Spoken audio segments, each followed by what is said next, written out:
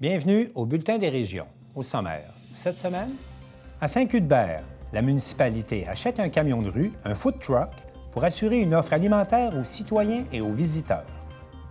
À l'île aux Coudres, la Société des traversiers du Québec est prise à partie par les insulaires réunis pour faire entendre leur mécontentement. À Campbellton, la Régie intermunicipale des transports Gaspésie-Île-de-la-Madeleine doit annuler le service de navette lié aux réservations sur Via Rail. À Price et Saint-Angèle-de-Mérici, les municipalités développent les services de garde. À Huberdeau, c'est avec nostalgie que les citoyens ont participé à la vente de liquidation du magasin 5-10-15, 10 ans après sa fermeture officielle.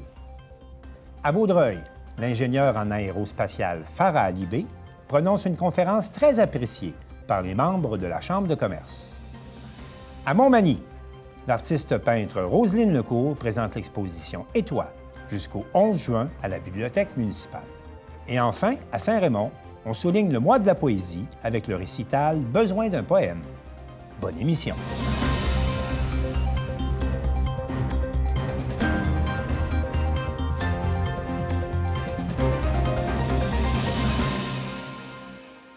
Le Bulletin des régions est réalisé grâce à la collaboration de 20 télévisions communautaires autonomes associées à Cogeco. Vous verrez donc au cours de la prochaine heure les reportages qui vous parviennent de partout au Québec. Bonne émission.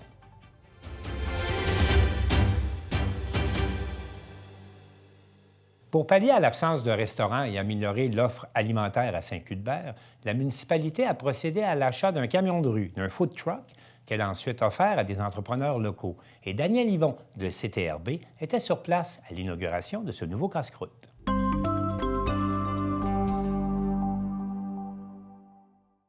Des petites municipalités, au fil des années, perdent des services. Ce fut le cas pour la municipalité de Saint-Cuthbert, environ 2000 habitants, qui maintenant n'a plus de restaurants.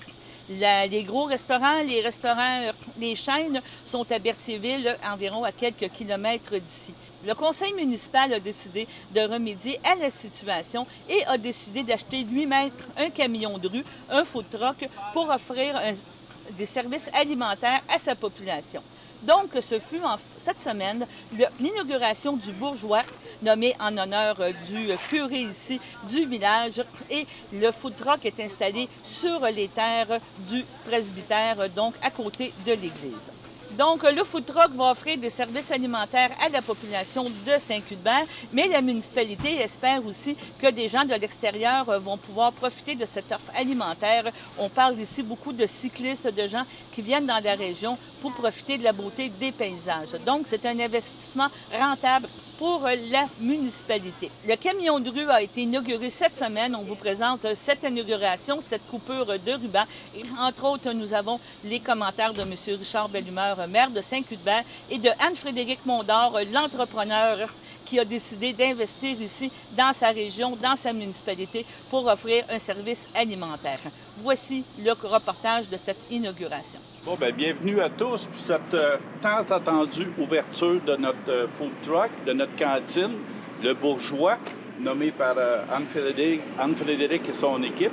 Donc, on a voulu depuis longtemps créer des lieux de rassemblement. On n'avait plus de restaurant à Saint-Cuthbert, ça fait des années qu'on pensait à ça. L'année passée, on s'est procuré un food truck. Ça a pris du temps, mais finalement, on a trouvé Anne-Frédérique. Puis là, bien, on espère que cet été, il va y avoir du rassemblement, il va y avoir du monde qui va venir ici, puis ça va être un bon lieu pour dans le milieu du village à Saint-Cuthbert. Donc, longue vie, puis on espère que tout va bien fonctionner pour toi. Merci beaucoup, M. Bellumeur. En fait, moi, je réalise un vrai rêve. Là. Je suis en entrepreneuriat à l'école, donc c'est un super beau projet. On est tellement contents de pouvoir apporter quelque chose, finalement, dans notre beau village à Saint-Cuthbert et en espérant que ça apporte beaucoup de vie dans le village et que ça réponde à la demande que vous aviez demandée. Disons que le mandat, je pense qu'on va le remplir comme il faut. Puis on invite toute la population, pas juste de Saint-Cuthbert, environnante, à venir faire leur tour à Saint-Cuthbert, voir nos installations partout et profiter de la bonne bouffe qu'on va avoir ici en même temps. Exactement. Donc, bienvenue tout le monde. Oui, bienvenue. De 11h à 19h pour le mois de mai et par la suite, on va s'adapter à l'achalandage qui va avoir... Du mercredi au dimanche. Oui, du mercredi au dimanche. Bienvenue à tous. Bienvenue à tous. Oui. Et Voilà! Merci beaucoup! Oui, en fait, ça crée environ 3 à 4 emplois pour cette année et on va peut-être éventuellement voir si on en engage un petit peu plus. Et c'est ça.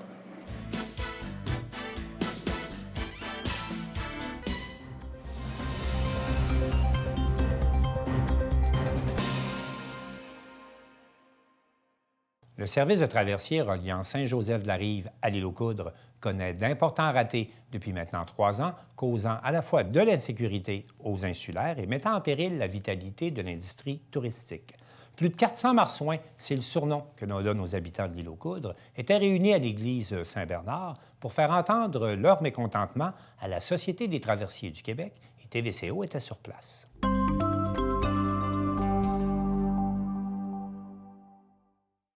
Nous exigeons votre plus grande transparence en ce qui a trait aux communications. Dès le début de la rencontre, le porte-parole du comité de mobilisation Île aux Coudres, Francis Boudreau, donne le ton de la soirée.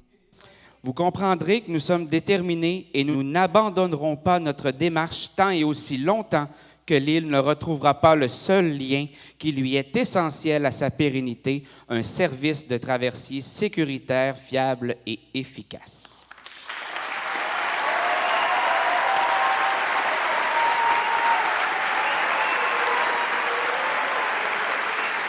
Selon vos experts, parmi la flotte de 19 navires de la STQ, 6 peuvent desservir la traversée de l'île aux Coudres Saint-Joseph-de-la-Rive. Pourtant, actuellement, le seul disponible pour le faire, le NM Svanoy, ne nous cause que des ennuis et de l'insécurité. Est-il vraiment compatible avec les conditions maritimes de cette portion du Saint-Laurent? Est-ce que son équipage a les compétences pour naviguer le fleuve ici? Madame Bédard, vous avez déclaré hier à TVA que vos objectifs sont d'assurer un navire en service et d'apporter un deuxième navire pour l'été. Pendant que le NM Svanoy n'assure pas le service essentiel, comme tel est votre objectif, pourquoi fournissez-vous le lot Mergouin à Québec le 10 juin? Qui, avons-nous besoin de rappeler, ont déjà 2 ponts, alors que nous aurons seulement le Félix-Antoine Savard le 16 juin, si la date n'est pas retardée. Est-ce là une question d'image politique? Considérant que la sécurité des résidents n'est pas priorisée, que les soins de santé adéquats ne sont pas assurés, que l'éducation des enfants est mise en échec, que les perceptions négatives de l'île nuisent à son attractivité touristique, que l'économie est en péril, nous, insulaires, avons l'impression qu'on rit de nous, qu'on ne nous considère pas comme des Québécois et Québécoises à part entière. Mais le problème, c'est nous autres qui le vivons. La frustration des insulaires était palpable. Puis j'espère, madame, qu'on va durer au moins jusqu'à 10h30 ce soir. Vous allez manquer votre bateau. Fait qu'on va essayer d'étirer ça le plus longtemps possible. Il est clair que les insulaires n'ont plus confiance au traversier NM Svanoy. Moi, j'ai 2 jeunes enfants. Puis les embarquer sur le Svanoy, là, j'ai peur à chaque fois, OK? Parce qu'il n'est pas sécuritaire. Une journée, il va passer proche de rentrer dans le quai, ben, dans la gare fluviale. C'est du clair. Me comprenez-vous? Arrêtez de mettre ça sur la faute de l'échouement du 17 février, là. Puis regardez-vous dans le miroir, parce que là, on en a plein notre casse. C'est ce que j'ai à dire. J'ai pas vraiment de questions, c'est juste un commentaire. Selon Caroline Dufour de Tourisme Île aux Coudres, les impacts financiers de cette situation sont de plus en plus importants. On a une mauvaise presse qui se perpétue depuis 3 ans. 3 ans à se battre contre des unes de TVA, c'est impossible avec un budget de 100 000 là, parce qu'on est une petite population, peu veut pas. Là. Donc, c'est quoi votre plan pour essayer de redorer l'île aux Coudres?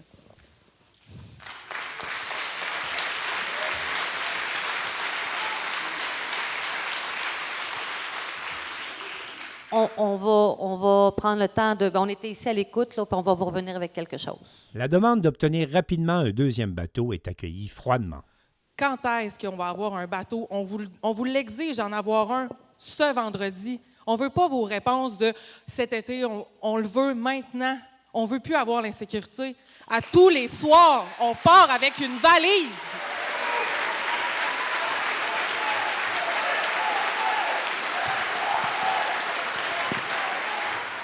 Alors, je vais vous donner la réponse que vous ne voulez pas entendre, mais il n'est pas dans l'intention d'envoyer le navire Alphonse Desjardins à l'île aux Coudres pour ce vendredi. Et l'intention, bien, s'il vous plaît. L'intention, c'est de solidifier le service avec le Svanoy puis de continuer à vous donner le service d'hélicoptère. Les impacts sur les élèves et les étudiants sont importants et on questionne les choix de la Société des traversiers. Actuellement, nos enfants sont privés de sorties. On est obligé d'annuler des gens qui viennent à l'école, des animations. Et je ne comprends pas ce soir pourquoi le choix est fait de ne pas mobiliser vos actifs que vous avez pour rendre un service fiable. Vous faites le choix de ne pas le faire et ça, c'est extrêmement difficile à comprendre.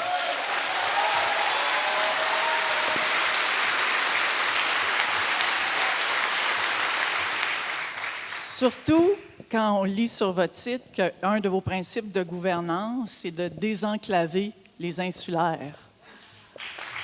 Là, j'ai besoin d'aide pour comprendre.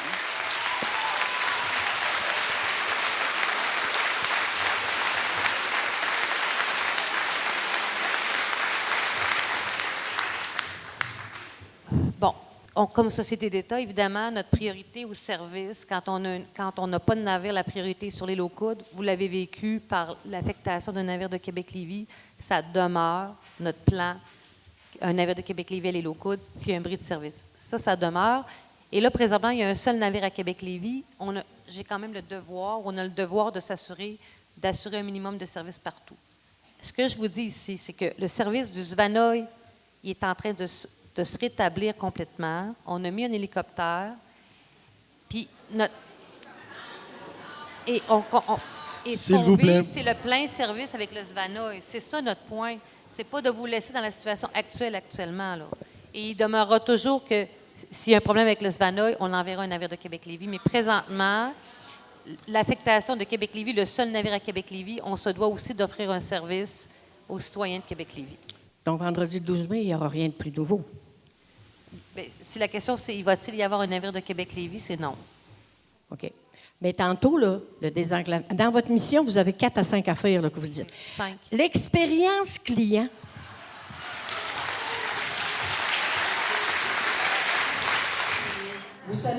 Le comité de mobilisation de l'île aux Coudres souhaite maintenir la pression. Puis on ne lâchera pas le morceau. Hein. S'il faut aller, on va y aller. Au gouvernement, à l'Assemblée nationale, on va aller déposer ces lettres-là.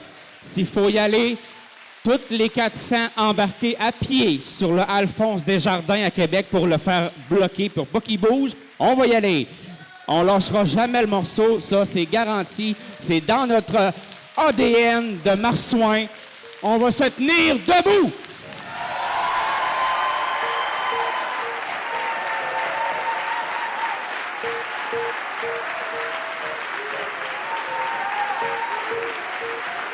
Les représentants du comité de mobilisation se sont rendus le 10 mai dernier à l'Assemblée nationale pour déposer les quelques 1000 lettres réclamant un deuxième traversier et le maire Christian Dufour a également rencontré la ministre du Transport, Geneviève Guilbeault.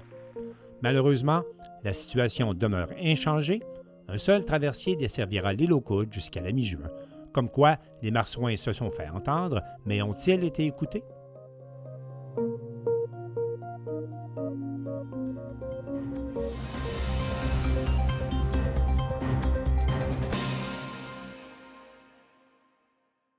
Des problèmes liés à la centrale de réservation de Via Rail obligent la Régie intermunicipale des transports Gaspésie-Île-de-la-Madeleine à annuler son service de navette menant à la gare de Campbellton et Marc Bert de Télégaspé fait le point sur ce sujet.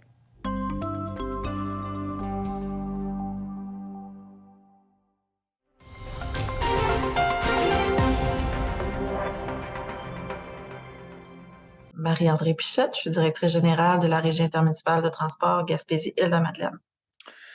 Est-ce que vous pourriez nous refaire comme en résumé, bien sûr, un reflet un peu de c'est quoi le régime et c'est quoi que vous offrez comme service, votre mission? Ben, la régie existe depuis 2012. C'est une organisation qui gère le transport sur l'ensemble de la région administrative Gaspésie-les-Îles.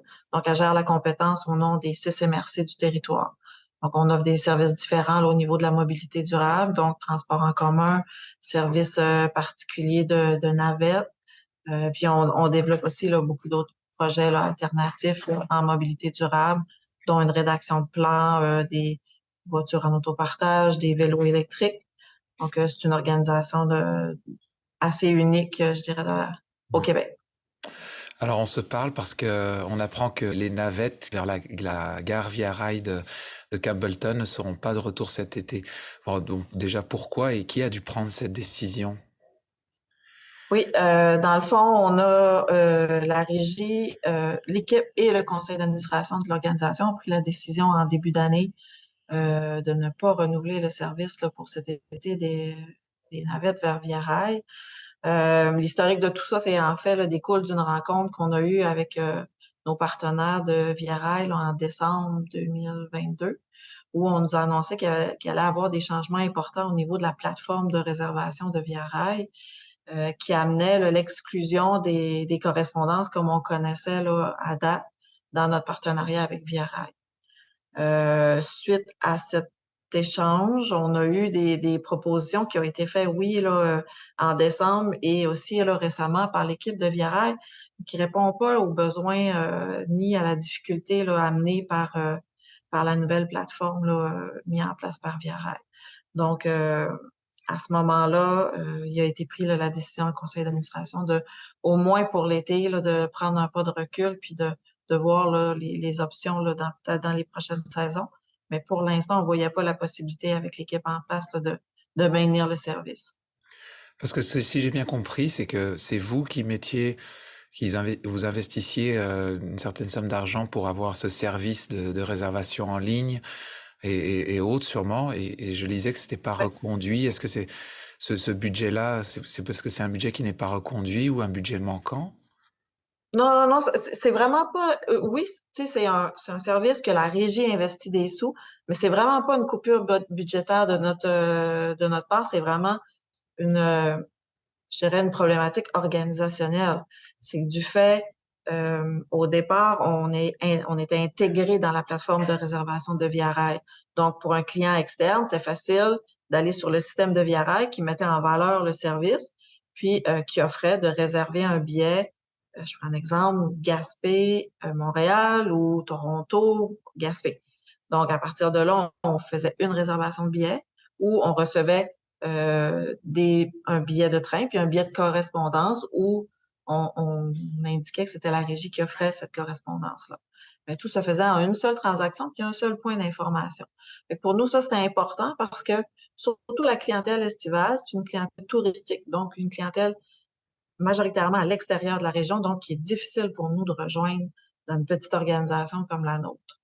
À partir du moment où on ne peut plus être intégré de cette façon-là dans la plateforme de réservation, ça implique d'avoir notre propre système de réservation, notre propre système de billetterie, qui est quand même plus complexe qu'un billet comme on a dans nos services réguliers, qui est un billet à 3 $, puis on vend nos livrets, on a notre propre système interne, mais là, on tombe dans vraiment une autre catégorie parce que selon l'endroit où on part, l'endroit où on arrive, la tarification varie selon le groupe d'âge et il y a beaucoup d'indicateurs qui fait que le système de billetterie doit être plus complexe que ce qu'on a en place. Donc, ça impliquait au niveau organisationnel pour l'équipe, puis au niveau technique de développer des nouveaux outils, d'avoir du service la fin de semaine parce que le Via Rail, c'est 7 jours sur 7 que les gens peuvent appeler pour réserver, avoir de l'information. Fait que même on avait une bonne connexion avec l'équipe de Via Rail, ils nous ont offert leur collaboration dans le sens que de diriger la clientèle vers nos services, d'avoir vraiment une fluidité au niveau de la communication, mais on voyait vraiment un frein important à l'utilisation de notre service dans cette optique-là parce que l'intermodalité et les services intégrés, ce qui fait que ça fonctionne, c'est faut être le plus efficace et le plus facile et facilitant pour la clientèle. Là, moi, j'imaginais une personne de l'Ontario, appeler à Via Rail pour se rendre dans la région, prendre un billet, puis là, se faire diriger vers un autre service pour refaire une réservation, bien comprendre ce qu'on fait, nous s'assurer d'avoir l'information entre les deux. On trouvait vraiment pas cette façon de travailler-là efficace pour la petite quantité de clientèle qu'on dessert. Ça reste que c'est à petite échelle, c'est un service public. Fait que c'était pas une coupure financière. On avait les fonds pour le faire, mais là, c'était vraiment plus une coupure organisationnelle. D'accord. Et comment est-ce que vous voyez, dernièrement, on a fait beaucoup d'entrevues avec les préfets ou certains maires pour parler justement du retour du train. Je mets ça entre guillemets parce c'est des étapes qui se font année après année, mais normalement, j'imagine que si vous arrêtez ce service-là aussi, est-ce que vous avez une certaine confiance aussi qu'à un moment donné, le train va faire son bout jusqu'au bout? Oui, certainement. En tant qu'organisation, on souhaite le retour de ce service, puis on a confiance que ça va arriver. Il faut juste laisser le temps au ministère de faire son travail, puis laisser les gens en place continuer à faire avancer le projet, qui sont la Société de chemin de fer, nos élus sont impliqués, sont bien au fait de ce qui se passe.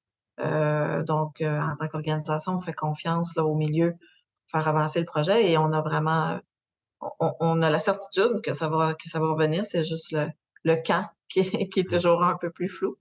Mais d'ici là, la régie va continuer à essayer de pallier le plus possible au service, mais on trouvera des peut-être plus alternatives là, dans les prochaines années. Donc là, le service, est-ce qu'il est techniquement déjà arrêté? Je veux dire, sur le site de Via Rail, on peut plus faire d'achat pour ou c'est déjà en cours? Non.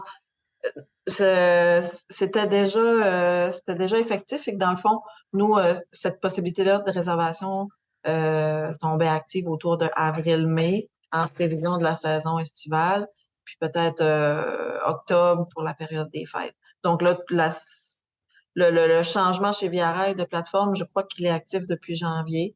Donc, c'est déjà là, effectif. Là, c'est plus possible d'avoir l'information. Et pour terminer, pour les gens qui nous écoutent, on peut toujours aller sur votre site internet et magasiner en ligne des billets pour faire plusieurs sections si on souhaite, ou une section pour se déplacer dans la région. Oui.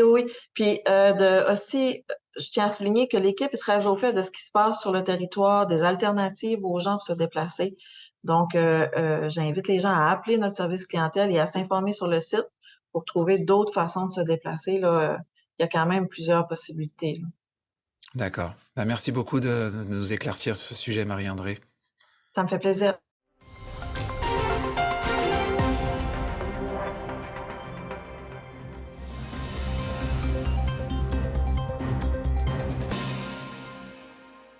Marc Després de la TV de la Métis nous présente maintenant l'initiative conjointe des municipalités de Price et de Sainte-Angèle-de-Mérici afin d'offrir plus de place en service de garde à leurs citoyens.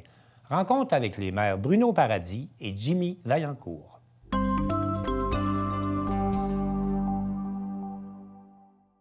Alors, je me trouve avec Jimmy Valcourt, le maire de Sainte-Angèle-de-Mérici, et Bruno Paradis, le maire de Price, parce que, bon, en termes de garderie, il y a un beau projet qui a été présenté, là, et pourquoi des municipalités s'intéressent aux garderies?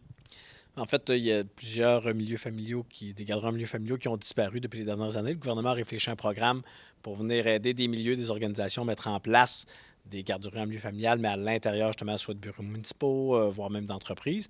Et puis, bon, on avait entendu parler du projet. Puis comme on est habitué de collaborer quand même depuis plus d'un an dans plusieurs projets, bien, on a collaboré dans un projet comme celui-ci. Et à ce moment-là, donc, c'est en collaboration avec lequel des CPE? C'est le CPE Les Pinsons qui s'occupe des garderies en milieu familiaux. Donc, c'est lui qui est responsable du programme sur le territoire de la MRC de la Métis. Et du côté de Price, à ce moment-là, ça devrait se passer où? C'est à l'intérieur des bureaux municipaux. En fait, il y avait un espace qui n'était pas utilisé depuis plusieurs années et un espace qui servait de bureau là, pour les pompiers. Donc, ils ont été temporairement déménagés là, ailleurs dans le bâtiment. Mais par la suite, là, quand la caserne sera construite, bien, donc, ils vont être relocalisés là. Donc, c'est vraiment un espace on est venu maximiser ce qu'on faisait avec nos bureaux municipaux. On vient utiliser un espace qui était très peu utilisé, puis on va pouvoir accueillir là, justement une douzaine de jeunes à l'intérieur de cet espace-là. Et puis, pourquoi du côté de Sainte-Angèle-de-Mérici, on embarque dans ce beau projet? Bien, ça serait niaiseux de ne pas embarquer là-dedans. Moi, j'entendais Bruno qui disait, à la presse, on a une diminution des services de garde. Nous autres, on n'a pas une diminution. Je pense qu'il n'en restait plus vraiment. Fait que tu ne te poses pas trop de questions dans ce temps-là. Qu'est-ce que tu veux faire? Puis, c'est sûr qu'on avait une opportunité. On avait la Caisse populaire qui se libérait. Puis, on a une belle collaboration de Desjardins dans le projet aussi pour faire l'acquisition du bâtiment. C'est déjà fait, là, la municipalité. On a fait l'acquisition du bâtiment. Puis là, vous savez que les garderies en milieu familial, c'est un mélange un peu entre un CPE et une garderie à la maison. Fait que, sauf que c'est dans un bâtiment municipal dans notre cas. Puis c'est la même affaire pour presse aussi, sauf que nous autres, c'est à la Caisse populaire, le sous-sol qui est aménagé là, pour accueillir les futurs enfants. Là. Ça devrait être à l'automne. Là. Ah, c'est ça, les travaux sont commencés? Les travaux sont commencés. Là, on casse du ciment, puis il faut rajouter des fenêtres dans le sous-sol de la Caisse populaire. Là. Ça fait que ça va être le fun, ça va être beau. Et on devrait avoir de la place pour combien d'enfants? C'est 12 places. C'était 12 places là, dans nos 2 municipalités respectives. C'était ce qui était accordé par le ministère. Là. On ne peut pas aller plus loin que ça. Là. Toujours en collaboration avec les Pinsons aussi.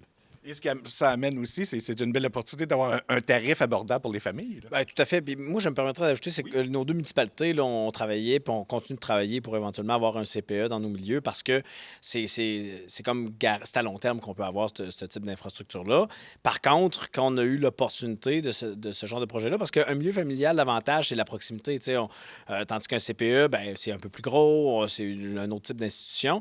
Mais là, on a l'avantage d'un milieu où il y a de la proximité, où est-ce qu'on se connaît bien, mais aussi pour les gens les éducateurs ou les éducatrices qui sont à l'intérieur, ils ont l'avantage, eux, que ça ne se fait pas à la maison, parce que oui, c'est pratique, mais il y a des moments où on a besoin aussi de se retrouver chez soi, que notre chez-soi ne soit pas un espace de travail. Fait que je pense qu'avec ce modèle-là, on a vraiment quelque chose qui est parfait, où est-ce que on a cette proximité-là entre les éducatrices et les enfants. C'est un petit milieu. À 12, c'est pas énorme. Donc, pour 2 éducatrices ou 2 éducateurs. Puis, mais en même temps, on a quand même le fait que ça soit dans les murs d'une organisation pour la municipalité dans notre cas, là, puis aussi à Saint-Angèle. Puis c'est une façon aussi d'attirer justement des RSG là, à le faire parce que oui, c'est comme Bruno dit à la maison, c'est fatigant, mais peut-être que le programme va permettre d'avoir des nouvelles personnes RSG. Puis on sait que aujourd'hui, être attractif, c'est aussi par ce genre de, de service-là à la population. Parce que oui, bon, il y a des travaux, ça occasionne quand même des coûts, là, nous, aux alentours de 70 000 mais il va y avoir des revenus de location du local. Donc, c'est entendu comme ça. Nous, on fournit un local qu'on va louer. Mais oui, c'est sûr qu'il y a un revenu, mais c'est surtout, je pense, là où c'est le plus payant pour un milieu, comme des milieux comme les nôtres, c'est d'avoir des nouveaux services au sein de notre communauté. Puis ça, je pense qu'à long terme, là, ça va être, disons que ça va valoir pas mal l'investissement. Et de votre côté aussi, est-ce qu'il y a eu des aménagements nécessaires à ce moment-là? Ah oui, absolument. Là. En fait, il y a un mur qui a été percé. Donc, il a fallu procéder quand même à certains réaménagements, là, faire des toilettes, etc. Parce que, oui, il y avait des toilettes dans le secteur, sauf qu'il faut que ça soit un espace qui est fermé. Parce que nous, c'est à côté de la salle municipale, mais ça va être vraiment un espace qui va être destiné seulement aux services de garde. Donc, ils ne pourront pas passer d'un passage à l'autre. Mais ça reste que c'est au cœur, de nos 2 projets, c'est au cœur de la communauté. Juste d'ajouter une douzaine d'enfants qui vont vivre là, je trouve que ça rajoute un peu. Puis souvent, puis je pense que c'est la même réalité. On a des comités de patrimoine, on a des gens de tout âge maintenant qui vont fréquenter le bureau municipal. Je trouve qu'il y a quelque chose de riche qui se crée aussi avec ça. Et aussi, vous avez la bénédiction de la ministre de la Famille parce qu'elle voulait voir de tels exemples voir le jour. Est-ce que vous attendez peut-être même à être des exemples? On veut en avoir des familles aussi. Moi, je l'ai eu, 2-3 appels certainement, qu'il y a des gens qui voulaient acheter une maison. Est-ce qu'il va y avoir, c'est vrai qu'il y a un service de garde? Puis j'ai vu ça, là, les maisons se sont vendues ou non, on a inscrit notre enfant. Oui. Fait que ça, pour moi, c'est merveilleux. Là. Il n'y avait pas ça avant. Là. Donc, ça devient vraiment un incitatif, même pour accueillir des nouvelles familles. Ah, tout à fait. Oui, c'est vraiment. Puis je pense qu'on n'a pas le choix maintenant, le milieu municipal, de s'investir dans ce genre de service-là parce que avant, nous, je pense qu'on avait environ plus d'une dizaine de services de garde en milieu familiaux, puis on est rendu qu'on en a 4. Puis on le comprend, hein, monsieur, madame, tout le monde peut décider d'aller là-dedans, mais une année après, change de projet, décide d'aller, je sais pas, moi, déménage, tombe en amour, change d'emploi, peu importe. Donc, c'est pas... tandis que là, nous, ces endroits-là vont être dédiés à ça. Donc, les personnes pourront changer s'ils veulent d'emploi, mais on a des nouvelles ressources qui vont entrer, qui vont prendre la place. Donc, on assure une pérennité d'un service dans le milieu. Et vous attendez-vous justement à servir d'exemple peut-être pour d'autres dans la MRC? L'exemple, ça se fait déjà ailleurs. Là. On est peut-être les pionniers dans la métisse, mais ça se fait ailleurs au Québec, là, c'est certain. Là. C'est un projet pilote puis qui est étendu un peu partout, mais je pense que la réponse est très bonne puis il y en a de plus en plus. Là. Et c'est dans l'image un peu de ce que la MRC aussi veut créer. Donc, beaucoup d'associations de municipalités quand on a besoin quand on a des besoins comblés. Bien, tout à fait. Puis c'est encore un bel exemple là, de la belle je dirais, collaboration qu'on a entre nos deux communautés. On travaille sur un ou deux projets où on fait affaire avec les mêmes paramètres, le même programme, les mêmes institutions. Bien, ça demande une charge de travail un petit peu plus, mais pas tant que ça. Fait qu'il y a vraiment des gains en productivité là, pour nos équipes. Fait qu'on le démontre dans ce dossier-là, puis on en a, je pense, quasiment des dizaines maintenant de dossiers où est-ce qu'on démontre l'avantage de collaborer ensemble. Puis je pense qu'on commence, nous, à avoir les effets positifs, mais plus on avance dans le temps, plus je pense qu'on constate que nos communautés sont en train de se démarquer. Là. Donc, à l'automne, on devrait être en mesure de procéder à une coupure de ruban. Oui, je pense que Oui, le plus tôt possible. Le plus tôt on va possible. vous inviter. Merci beaucoup. Merci.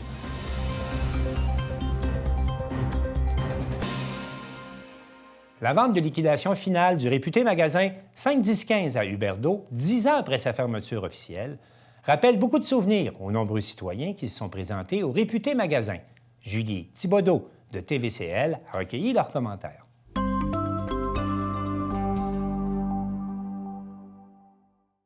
Je me trouve en compagnie de Lucie Provost. Alors, bonjour Lucie. Bonjour Julie. On va se tutoyer parce que Oui. ça fait longtemps qu'on se connaît, moi et Lucie. Alors, qu'est-ce qu'on fait ici aujourd'hui, Lucie? On est ici pour liquider tout ce qu'il y a dans le magasin. Ça fait déjà 10 ans et plus que c'est fermé. Fait que moi, j'ai rencontré mon petit-fils, là, peut-être. Ça fait longtemps que je l'achale avec ça. Je dis toujours, Philippe, quand est-ce que c'est qu'on fait une vente? Et là, 3 semaines, 1 mois, je lui demande, puis Philippe, il dit, Mamie, je te laisse ça entre les mains. Ouf! Ouf! Et à partir de là, ben, ça a été le début. Puis le 5-10-15, c'est plein de beaux souvenirs pour Oui, tout oui, le monde oui, de oui. Huberdeau, Ben mais oui. même à l'extérieur d'Huberdeau. Ah, ben oui, Donc là, écoute. on attend beaucoup de monde aujourd'hui, Oui. qu'on pense. Il y a des gens qui sont passés, ça fait déjà 1 semaine, puis ils disaient, hey, ma mère m'a amené ici quand j'étais jeune. De fil en aiguille, je me suis dit, ça se peut pas que le magasin ferme sans qu'il ait l'historique du magasin. Le petit coin historique. Le petit coin voilà. historique souvenir en avant Ouais, ici, ouais. là. OK, Fait que, wow. c'est ça. Bon, Fait que, ben, et ça continue. mais Et ça continue. c'est super. Donc, on vous souhaite une belle journée. Ben, merci beaucoup. Puis, on se rejoindra peut-être un petit peu plus tard au cours de la journée. Alors, je me trouve en compagnie d'une citoyenne. Bonjour. Bonjour. Alors, qu'est-ce que ça évoque pour vous, le 5-10-15? Des souvenirs d'enfance. On n'avait pas d'auto, on n'avait pas de gros magasins comme le Walmart, comme les gros centres. Elle avait tout. Elle avait tout ce qu'on avait besoin, les effets secondaires pour les écoles. Il y a tous les petits running shoes, les petits manteaux, les vestes, les manteaux de chasse. Elle avait tout. Ça fait que c'est des souvenirs, c'est bien des souvenirs. Donc, vous revenez aujourd'hui Pour comme... revoir, juste pour faire le tour du Oui, magasin. juste par curiosité pour voir. Puis tu sais, quand on était jeune fille, on aimait les petits gars.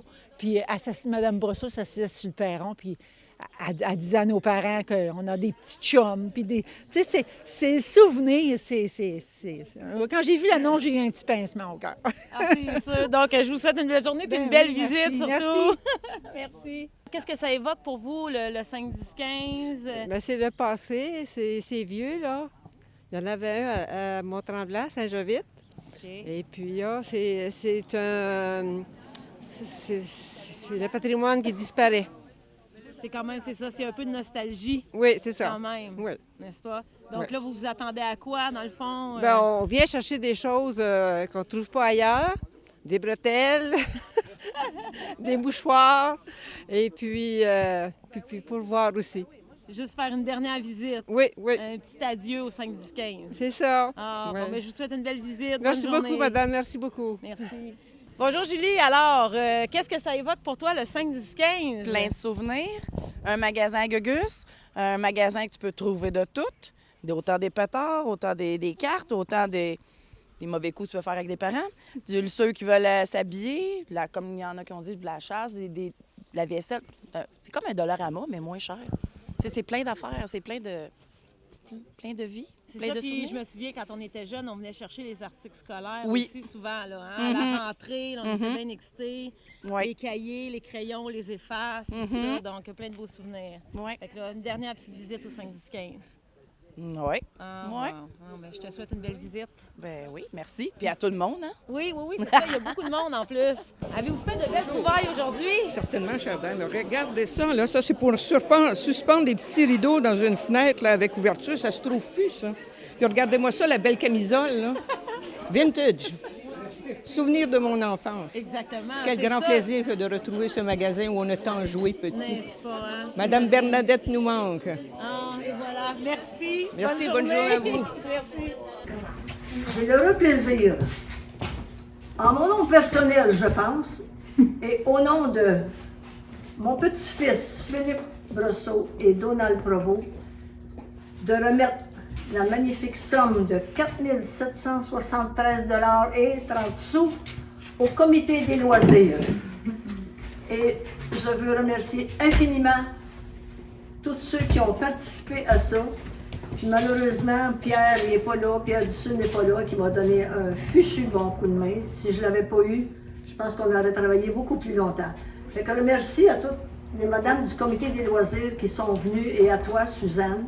Vraiment, ça a été magnifique. Ça a été 2 jours vraiment enrichissants, je pense. Une vraie fête. Et que tout le monde venait faire un dernier tour de piste, venir voir ce qu'il y avait ici. Et acheter en même temps, parce qu'il y en a qui ont acheté beaucoup. Et qui ont été très généreux aussi. Fait que merci à tout ce monde-là. C'est avec un grand plaisir que j'ai fait tout ça.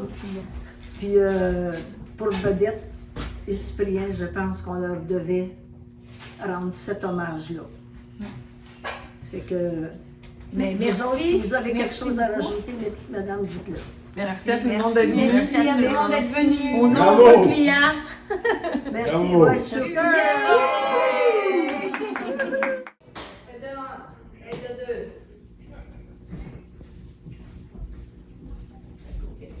C'est correct. Bon. Et voilà, c'est terminé. C'est la fin. Ça se peut pas. Ça se peut pas. Mais boy, oh boy, hein. Pour Jésus. Reprise. Merci à tous vous autres. Je mets la clé dans la porte. Pour eux autres. Mais je l'ai eu, du premier tour, je l'ai eu, c'est bon. Voilà.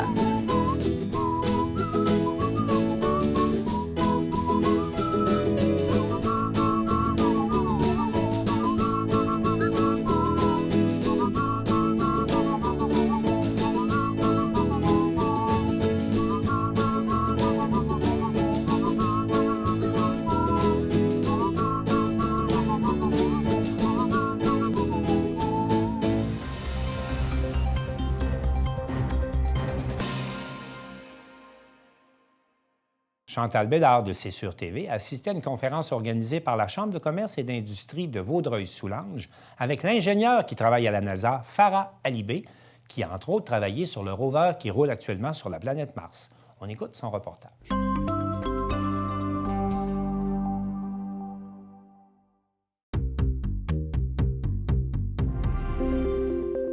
L'ingénieure aérospatiale québécoise Farah Alibé a su captiver son auditoire le 19 avril dernier lors d'une conférence offerte par la CCVS au Château Vaudreuil. Ça veut dire que moi, je suis née au Québec, je suis à Montréal, mais que ma famille a immigré ici. En fait, ma famille est d'origine indienne. Farah Alibé, quelle conférence inspirante! Vous insistez beaucoup sur le pouvoir des individus, des personnes, de changer les choses. À quel point vous y croyez vraiment? Bien, moi, ça a fait une différence dans ma vie. Tu sais, je pense qu'on a tendance à penser qu'on ne peut pas faire une différence dans la vie de quelqu'un, mais comme j'en parle dans ma conférence, que ce soit des voisins qui ont aidé mes parents à s'adapter, des amis qui m'ont adopté comme une deuxième famille, des gens même à mon travail, des mentors qui m'ont appris comment comment faire des présentations. C'est ces individus-là qui ont changé mon cheminement. C'est à cause d'eux que je suis ici, donc j'y crois très, très ferme. Bien, je pense que c'est là le mot important, c'est que c'est une équipe. Donc, si on fait une erreur, c'est jamais juste moi. On travaille en équipe, il y a toujours quelqu'un qui relit ce que tu as fait, il y a quelqu'un qui le corrige, on fait des présentations. C'est même pas jamais une ou deux personnes, c'est un groupe de personnes. Rappelons que Farah Alibé a notamment effectué le premier vol contrôlé sur Mars en avril 2021 avec la NASA. Vous parlez aussi de votre équipe, le pouvoir de l'intelligence collective. Ça a vraiment changé votre vie?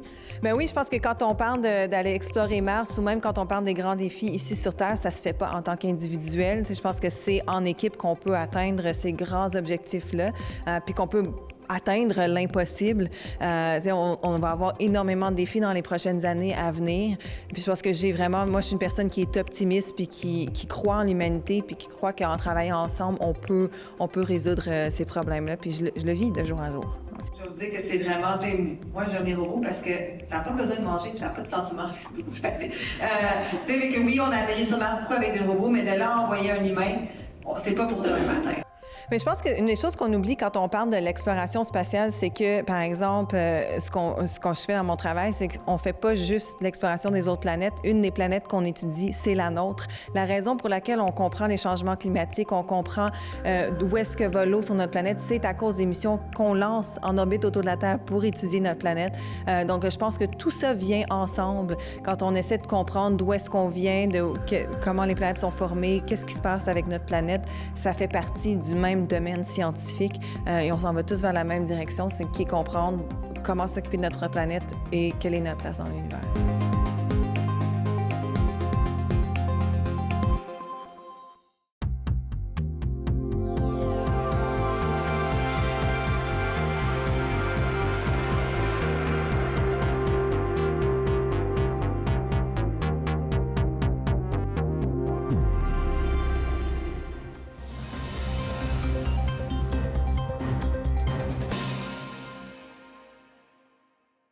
L'artiste peintre Roselyne Lecourt s'inspire des enfants et des dangers qui les entourent pour l'exposition Et toi, présentée jusqu'au 11 juin prochain à la Bibliothèque de Montmagny. Et Marie-Ève Lamonde de CEMA TV a rencontré l'artiste.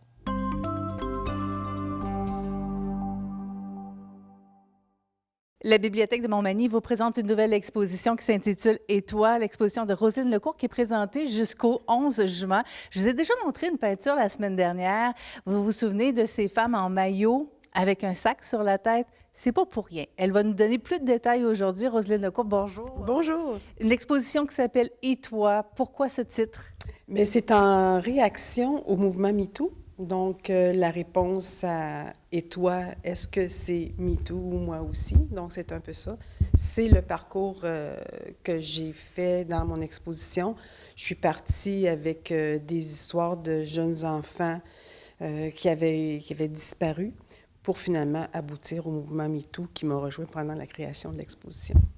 Donc, c'est du drame qui est sorti, cette exposition-là, mais c'est pas ce qu'on ressent quand on jette un premier regard sur les tableaux.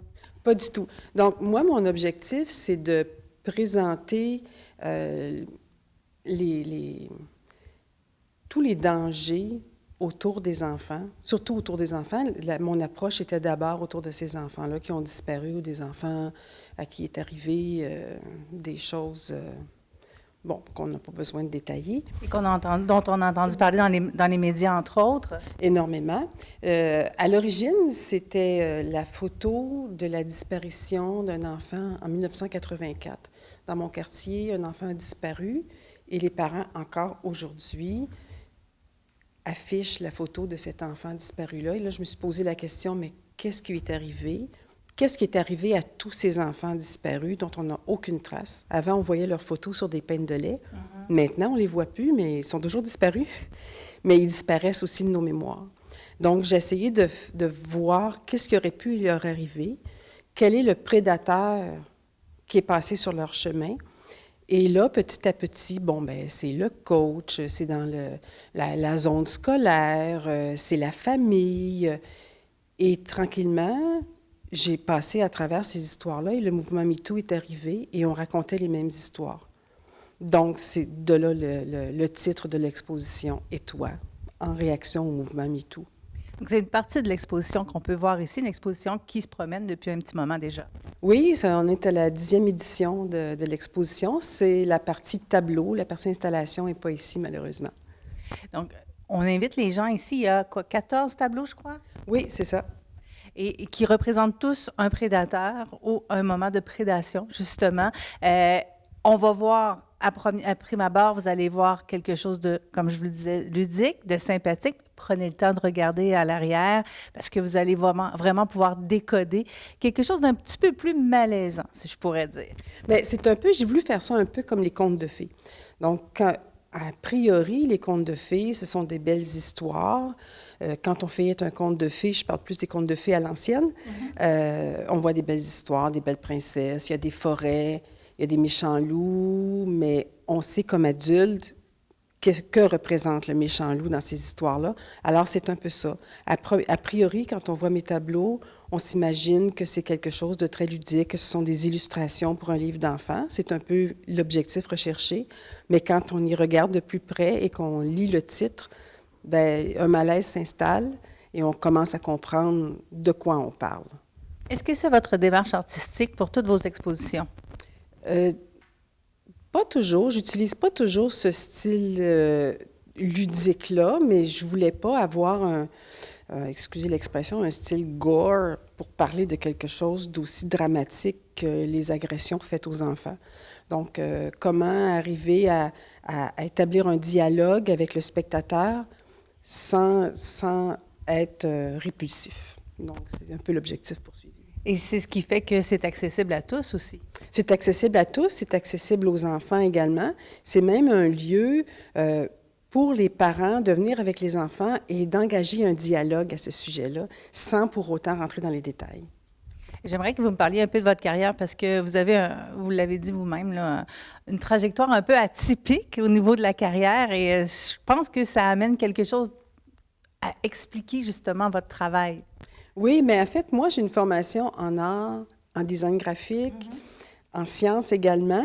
On voit à la composition de mes tableaux ma formation en design graphique, donc on peut penser que mes tableaux, c'est un peu comme des affiches, c'est très punché, c'est très structuré, une grosse étude des couleurs. Mais ma démarche également est très systématique, un peu comme mon approche que j'avais en informatique. Donc, j'ai une approche très systématique, très structurée, avec une démarche très documentée. Donc, c'est ce qui fait que je suis un peu atypique dans ma démarche. Donc, tout votre trajet scolaire se ressent dans votre création aujourd'hui? Ma démarche scolaire et ma démarche professionnelle. Je pense qu'on va prendre le temps de regarder quelques œuvres ensemble, si vous permettez. Avec plaisir.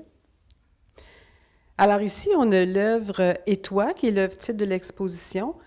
Pendant la production de cette exposition-là, le mouvement MeToo est apparu et je n'ai pas eu le choix de l'intégrer parce que ça venait vraiment connecter avec ce que j'étais en train de produire. Les histoires que ces femmes-là racontaient, bien, ça rejoignait beaucoup les histoires que moi, je racontais. On voit ces femmes, des femmes ordinaires, c'est pas des stars, c'est pas des, comme on dit, des jeunes poulettes, là. C'est vraiment des femmes ordinaires à qui est arrivé des drames. Et elles se sont toutes soulevées. Elles ont dit, moi aussi, au départ, de façon anonyme. Alors, c'est un peu pour ça que j'ai mis des sacs sur la tête. Ça représente l'anonymat, mais également la honte qu'avaient ces femmes-là d'avoir été agressées. Et le mouvement MeToo leur a permis de transférer la honte sur le prédateur. Ce qu'on voit dans le fond de la toile, c'est l'ensemble des mots-clics qui ont été créés lors du mouvement MeToo en fonction de la culture. Donc, on peut avoir MeToo, évidemment, c'est le terme qu'on connaît, moi aussi, mosquée, moi aussi, balance ton porc, etc. Donc, on a en fond de toile l'ensemble de ces mots-clics-là qui ont été répertoriés. Et on a ces 4 femmes qui sont là, qui se tiennent fières et qui dénoncent. Alors ici, les 2 toiles sont en opposition. Dans un cas, on voit ici un homme prospère à qui on a déroulé le tapis rouge. Il profite de son pouvoir. On voit le prédateur dans l'ombre. Bon, Plusieurs l'associent à Donald Trump, mais ce n'est pas nécessairement que Donald Trump, c'est tous ces noms qu'on a connus dans la presse, dans les médias, qui ont su exploiter leur pouvoir. Tout le monde sait que ce sont des prédateurs, mais personne n'en parle. De l'autre côté, en opposition, on a un homme rose, un loup rose, un prédateur rose.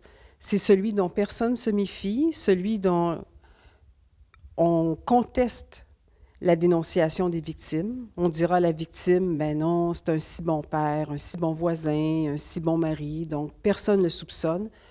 Mais bien qu'il soit rose, c'est un prédateur tout de même. Jouer un docteur, oui, ça peut être le voisin, le cousin, le grand frère, quelqu'un, en tout cas dans l'entourage très proche d'une enfant. On la voit, elle est dans son environnement, dans sa chambre. Contrairement à ce qu'on peut penser, ce n'est pas nécessairement dans des familles dysfonctionnelles. On voit ici que c'est dans un bon milieu. On voit le tableau sur lequel elle dessine. Et on voit que seul un membre de la famille est identifié avec son sexe. L'exposition Et toi de Roselyne Lecourt est présentée à la Bibliothèque de Montmagny tout à fait gratuitement et ce jusqu'au 11 juin.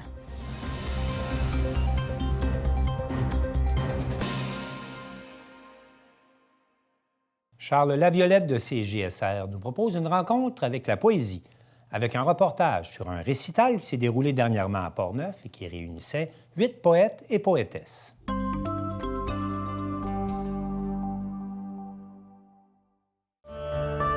Vendredi passé, à la Maison Plamondon de Saint-Raymond, se tenait le récital de poésie Besoin de poèmes. 8 poétesses et poètes portneuvois se sont livrés à l'audience pour souligner le mois de la poésie.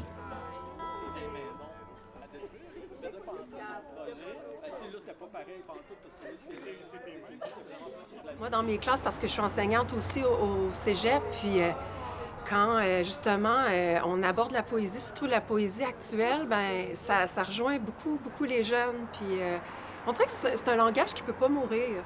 Je trouve que c'est un langage, en fait, c'est particulier la poésie, tu sais, c'est un langage qui est nu, qui va atteindre comme à l'essence. C'est le langage de l'enfance. Suppose que tu veuilles arrêter l'écoulement du désir au vert feuillage et que soudain, le geste n'est plus ce déploiement de rivière, qu'il perde tout de son sucre au bout des doigts. Quel contour resterait-il à tracer? Quelles paroles pourrais-tu engranger dans l'écorce, dans le bois de ta langue morte, ta langue de grand tangage aux abords du vide? Moi, je pense qu'on devrait enseigner la poésie à partir du moment où on commence à faire ses premiers pas physiques. On devrait aussi être en mesure de faire ses premiers pas émotifs, ses premiers pas métaphoriques, ses premiers... Et les enfants le font, diable. Exact. C'est ce que j'allais dire, ils le font spontanément, en fait. Oh, oui. La façon dont ils utilisent le langage, là, combien de fois j'ai voulu noter justement ce que mes enfants sortaient de façon spontanée comme ça. Alors oui, on dirait qu'ils sont en contact avec ça. C'est ce qui arrive quand on désobéit. On perd ses dents. Ce vide est mon trophée, maman, diras-tu, fier d'étriver les garçons. Minutieusement, tu t'attardes à l'extraction des épines.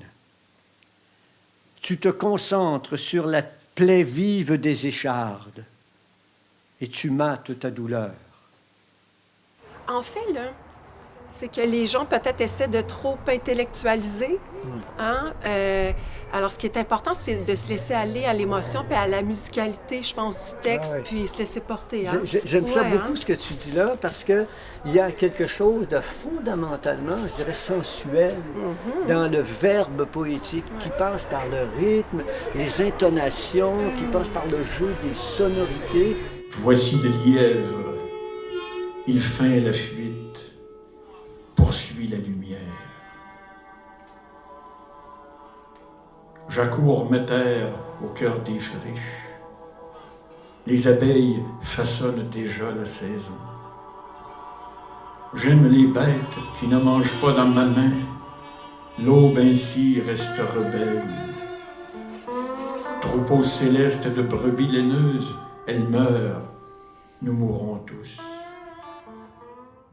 Ce que j'aime dans la poésie, c'est que c'est aussi, je pense, un des seuls lieux de résistance qui nous permet de résister à la bêtise ambiante des politiciens, mettons, OK? Et de tous ces gens qui prétendent avoir la vérité alors qu'ils disent s'appuyer sur des faits, sur des données, etc., alors que le poète tout nu, là, OK, fait appel à des émotions qui sont enfouies au plus profond de lui-même, et c'est ça qu'il livre avec une espèce de sincérité désarmante. Tu disais que c'est un langage qui, justement, c'est au plus profond de soi, mais en allant justement au plus profond de soi, c'est comme on va atteindre à l'humanité à quelque part. On parle pour l'humanité, c'est large comme langage. On disait autrefois que le poète chantait. Bien, on a conservé ces trucs-là. Les chansonniers font de la poésie. Je sais pas, mais Tire le coyote qui va venir à la maison de Plamondon, ben, ils vont faire du chant et ils vont être à l'origine même de la poésie. Le blues de l'épinette croche.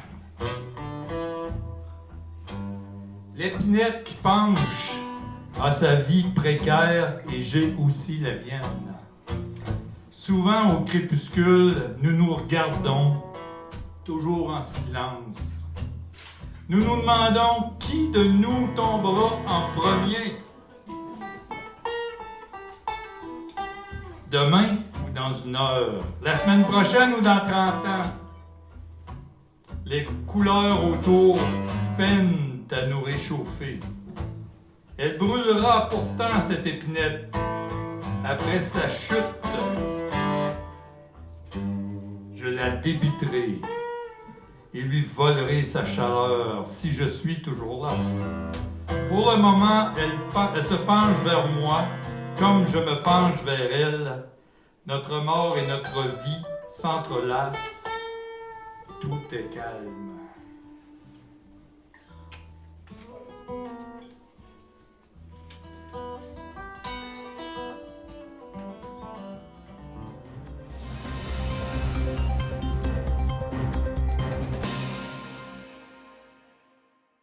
C'est tout pour le Bulletin des régions cette semaine. J'espère que ça vous a plu. Je remercie toutes les télévisions participantes et je vous dis à la prochaine.